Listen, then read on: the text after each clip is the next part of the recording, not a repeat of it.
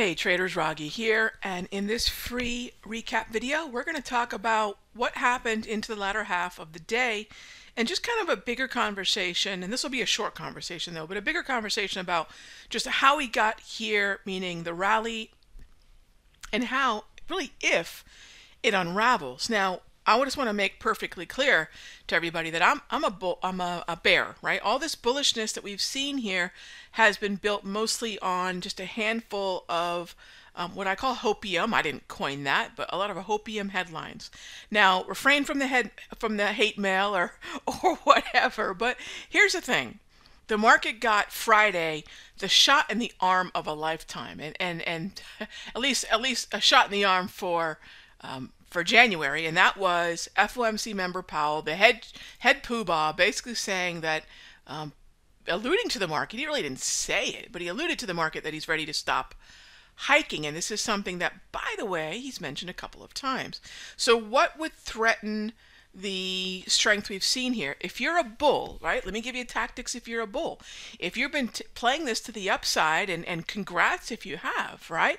If you've been playing this to the upside, what has fueled much of the rally? I'd say year-end repositioning, rebalancing, and then also now Powell, right? Because we were starting to head back down lower. Here's the S&P. We were starting to head back down lower until Powell came on Friday and said what he said.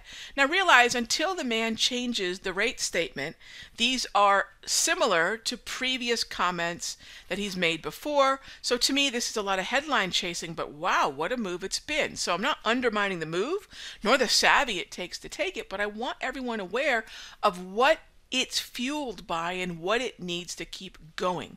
One of the real hallmarks of this move, and one of the biggest telltale for me that this is absolutely a Fed-driven move, meaning the idea that monetary policy easing is around the corner, which, by the way, I do think it's probably going to be signaled sometime this year, but just not as quickly as traders may want it to be, or bulls, I should say, mostly would want it to be.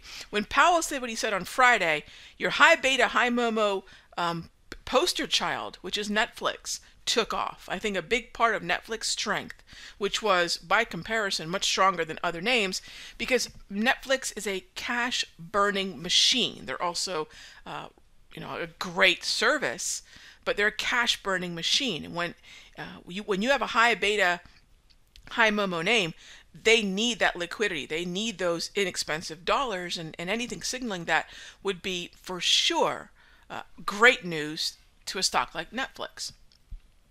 So that brings me to what happened this afternoon. This afternoon, the meeting in the White House, and by the way, gang, this is pure headline chasing that I'm mentioning. I don't recommend it, but that's how the market's been going up, and that's probably the way the market's actually going to start going down.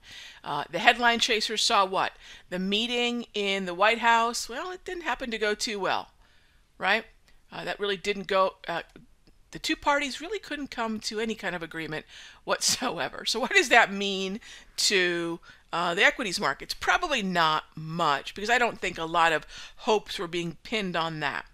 I think the FOMC minutes, by the response, again, opinion doesn't matter. Opinions like elbows, we've got a couple, right? The idea that the minutes were good for the bulls or the bears, I think it was a wash, right? I think it probably disappointed both. But I think what was really a pretty negative headline is the headline coming out of the Nikkei, which was that the China negotiations, the U.S.-China negotiations, are quote-unquote far apart on Chinese subsidies to state companies. So basically, does that mean anything? No. Here's what you need to know. All the headline is far apart, U.S. and China. Instantly, that's going to deflate some of the rally, some of the strength that this market's been heading higher on, which is the perception that the Chinese negotiations are going well, and the fact that Powell is dovish. I mean, those are the two cylinders this market's firing on. So if you've been a bull and you've been smartly playing the Momo of the sheeple that are headline chasing, kudos, because that's been a great trade. But remember how this falls apart. Remember how fickle and how sensitive momentum will be to headlines going negative. And like I said, you take a look at this chart on the bottom. This is the 1 minute chart, last hour, 40 minutes of the day, you can see the distinct move to the downside when both those headlines hit the market 30 minutes before the close. Okay? So look, the market's been able to pull itself out of this before. FOMO is nothing to be trifled with.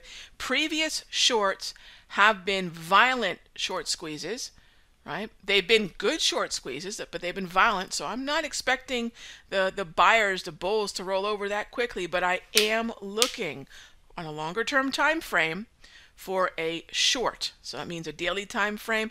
I've been setting up. We're actually heading up into the moderate to conservative zone, which I prefer. Less risk, more reward.